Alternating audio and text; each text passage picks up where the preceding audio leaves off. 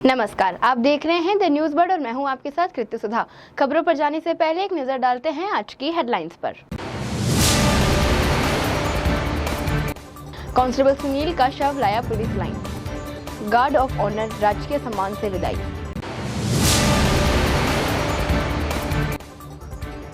नाकाबंदी में history sheeter ने हेड कांस्टेबल पर स्कॉर्पियो चढ़ाने का किया प्रयास। कौशल रोजगार एवं उद्यमिता विभाग उप क्षेत्रीय रोजगार कार्यालय द्वारा रोजगार सहायता शिविर आयोजित। और अब खबरें विस्तार से। जोधपुर के लूनी थाना क्षेत्र में डंपर चलाने के बाद घायल हुए कांस्टेबल की मंगलवार देर रात अस्पताल में उपचार के दौरान मौत हो गई। कांस्टेबल सुनील खिलेरी का पार्थिव देह आज रातानाडा स्थित पुलिस लाइन लाया गया, जहां पुलिस अधिकारियों द्वारा उन्हें अंतिम श्रद्धांजलि अर्पित की गई। अंतिम श्रद्धांजलि अर्पित करने के पश्चात कांस्टेबल की पार्थिव देह उनके पैतृक गांव लोहावट रवाना की गई, जहां उनका अंतिम संस्कार किया जाएगा। गौरतलब है कि अवैध बजरी खनन रोकने के दौरान बजरी माफियाओं ने कांस्टेबल सुनील खिलेरी पर डंपर चढ़ा उसे जान से मारने का प्रयास किया था, जिसके बाद 3 दिन कांस्टेबल का मथुरा दास माथुर अस्पताल में इलाज चल रहा था, लेकिन मंगलवार देर रात उन्होंने अस्पताल में उपचार के दौरान अंतिम सांस ली।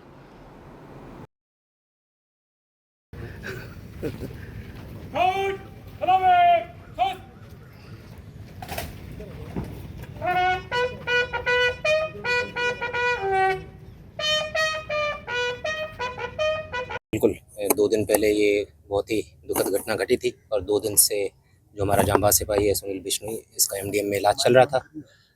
हम सारे जितने उच्च अधिकारी है, सीपी साहब, मैं, बाकी सारे जितने अधिकारी हैं, कंटिन्यूसली डॉक्टर्स के संपर्क में थे। इसका बेस्ट जो भी करवा सकते थे यहाँ पर इलाज वो करवा रहे थे, परंतु कल देर रात जो है ये घटना घटी और उसकी मृत्यु हो गई है। अभी हम यहाँ पुलिस लाइन में उसको श्रद्धांजलि अर्पित कर रहे हैं और अब इसकी बॉडी जो है इसके लोहावत में जो इसकी पुश्तैनी गांव है वहाँ ले जाई जाएगी। बाकी जहाँ तक इस घटना की बात है, इसमें हमने 4 गिरफ्तारियाँ कर ली हैं और जितने भी आरोपी हैं उनके विरुद्ध भी हम सख्त कार्रवाई करेंगे। जैसा पहले भी हम बता चुके हैं कि उसकी जो खातेदारी की ज़मीन है उसको निरस्त करवाने की प्रक्रिया शुरू हो गई है। उसके प्रॉपर्टीज़ को चिन्हित किया जा रहा है और केवल उसके ही नहीं, लूनी क्षेत्र में जितने भी इस तरीके के अवैध गतिविधि में जो भी लिप्त होंगे सबकी बिल्कुल योजनाबद्ध तरीके से सूची बनाई जा रही है। उनके विरुद्ध आगामी दिनों में आप सख्त कार्रवाई देखेंगे। शहर के बदवासिया रोड पर पुलिस द्वारा की जा रही संदिग्ध वाहनों की चेकिंग के समय स्कॉर्पियो चालक ने पुलिस के हेड कांस्टेबल को मारने का प्रयास किया। उसे रोकने का इशारा किए जाने पर 2 बार गाड़ी को रोका और फिर आगे पीछे करते हुए गाड़ी को भगाया। हेड कांस्टेबल और साथ वाले सिपाहियों ने जैसे जैसे खुद को बचाया। स्कॉर्पियो में 4 लोग सवार बताए जाते हैं, जिसमें एक हिस्ट्री शीटर शामिल है। बाकी अन्य को भी नामजद किया गया है। घटनाक्रम का सीसीटीवी फुटेज पर वीडियो आज वायरल हुए हैं। दरअसल माता का थाना पुलिस थाने के हेड कांस्टेबल प्रताप राम और साथी सिपाही मंगलवार को बदवासिया रोड पर संदिग्ध वाहनों की चेकिंग में लगे हुए थे। तब एक सफेद रंग की स्कॉर्पियो को संदिग्ध मानकर उसे रोकने का इशारा किया गया। उसके चालक ने गाड़ी को अचानक से हेड कांस्टेबल के समीप लाकर रोका और फिर 2-3 मीटर तक गाड़ी को लेकर चला गया। वहां रुकते देखते हेड कांस्टेबल प्रताप राम और साथी पीछे गए, तब चालक ने फिर से गाड़ी को बैक किया। इस पर प्रताप राम ने खुद को बचाया।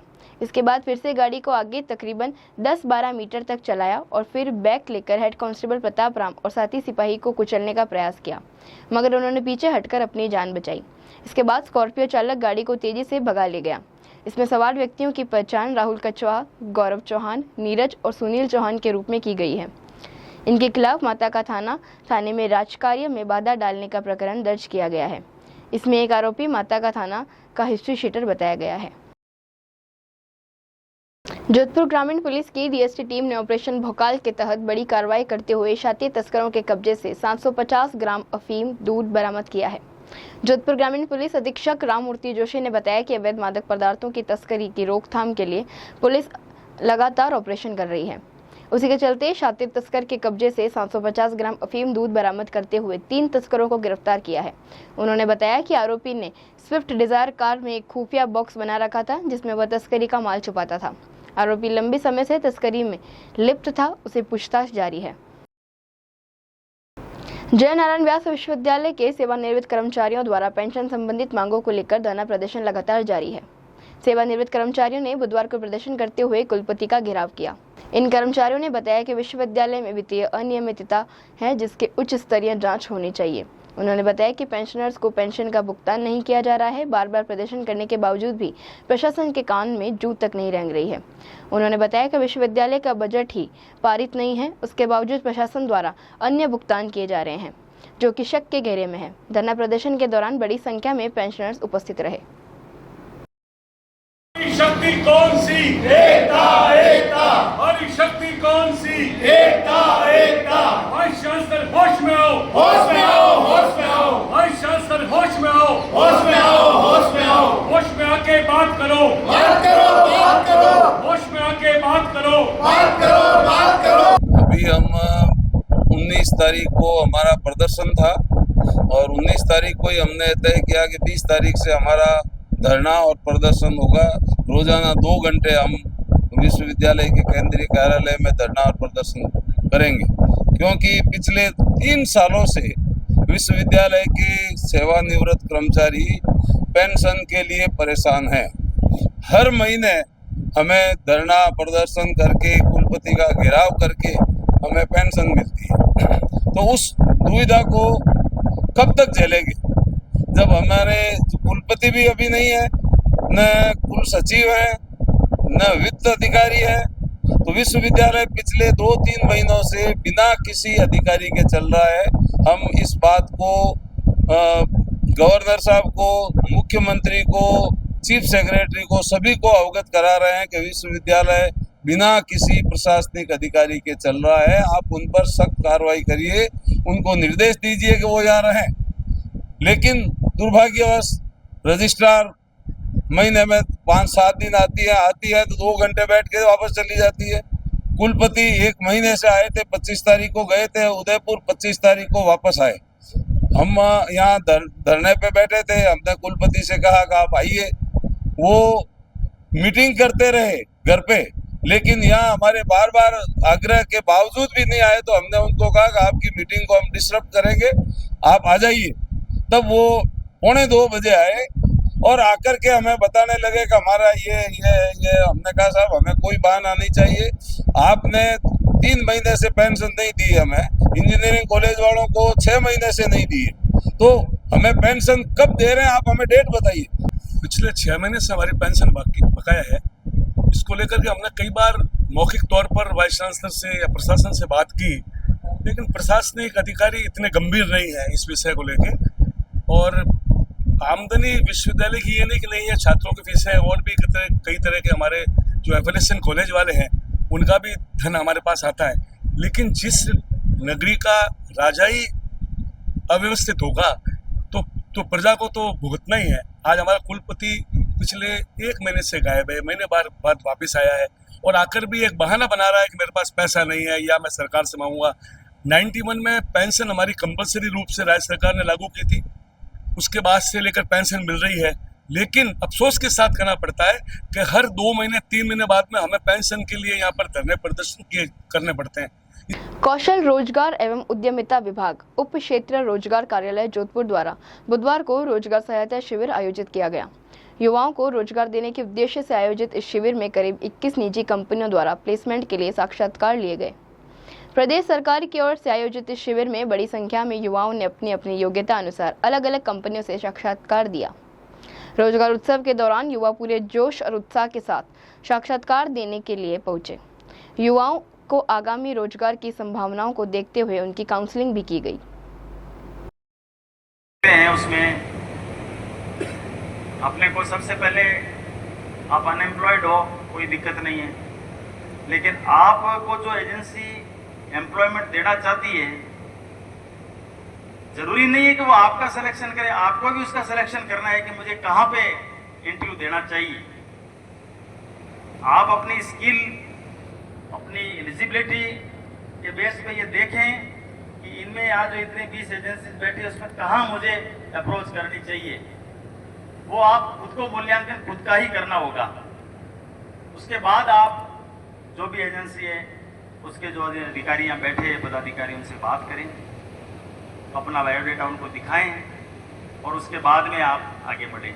यदि आपको सेलेक्ट कर लेते हैं तो ये ज़रूर देखें कि जो आपको एम्प्लॉयमेंट दे रहा है वो कौन सा सेक्टर है, आपके इंटरेस्ट का सेक्टर होना चाहिए। खाली रोजगार के लिए अपने को वहाँ पे इंटरव्यू नहीं देना चाहिए, मेरा मानना है। आपकी रुचि भी होनी चाहिए उसके अंदर और आपका स्किल जो है उसके अंदर होना चाहिए, तो आप बेहतर काम कर सकोगे वहाँ पे। आज दिनांक 28 मई को एक दिवसीय रोजगार सहायता शिविर का आयोजन राजकीय औद्योगिक प्रशिक्षण संस्थान जोधपुर में किया जा रहा है, जिसमें विभिन्न तरह के रोजगार के अवसर उपलब्ध हैं। कुल 20-21 कंपनियां यहाँ पे आई हुई हैं, जिसमें विभिन्न तरह के उनको रोजगार के मांग की आपूर्ति के अनुसार चाहिए। उसमें बड़ी संख्या में बेरोजगार छात्र भाग ले रहे हैं। वो अपनी योग्यता के अनुसार अपने अपनी कंपनियों में इंटरव्यू दे रहे हैं। और इस रोजगार सहायता शिविर में 3 तरह के हमने रखे हैं प्रोग्राम, जिसमें रोजगार, स्वरोजगार और प्रशिक्षण। जो स्किल डेवलपमेंट जाना चाह रहे हैं वो स्किल डेवलपमेंट के जो कार्यक्रम अधिकारी है वो आए हुए हैं। तो इस तरह से पूरे दिन का कार्यक्रम चल रहा है। लड़के भी अपनी योग्यता के अनुसार अपनी अपनी कंपनियों में इंटरव्यू दे रहे हैं और फॉर्म भर रहे हैं।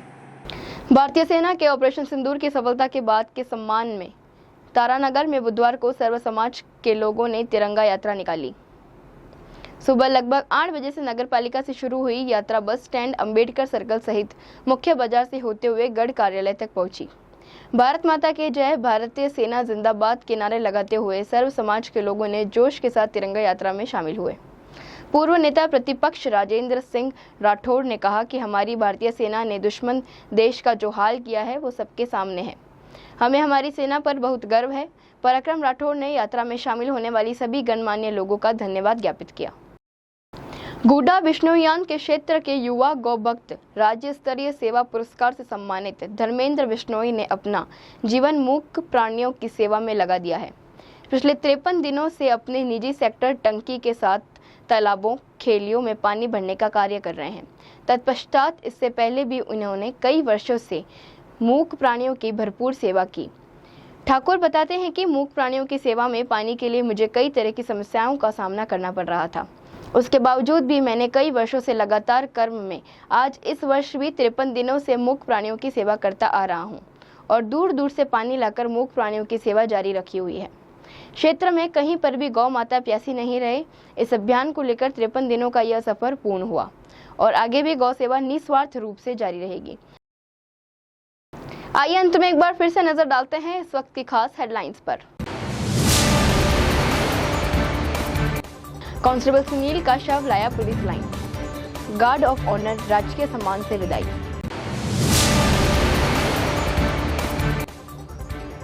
नाकाबंदी में हिस्ट्री शीटर ने हेड कांस्टेबल पर स्कॉर्पियो चढ़ाने का किया प्रयास। कौशल रोजगार एवं उद्यमिता विभाग उप क्षेत्रीय रोजगार कार्यालय द्वारा रोजगार सहायता शिविर आयोजित। अभी के लिए फिलहाल इतना ही। राज्य की और बड़ी खबरें जानने के लिए देखते रहिए द न्यूज़ बर्ड। नमस्कार।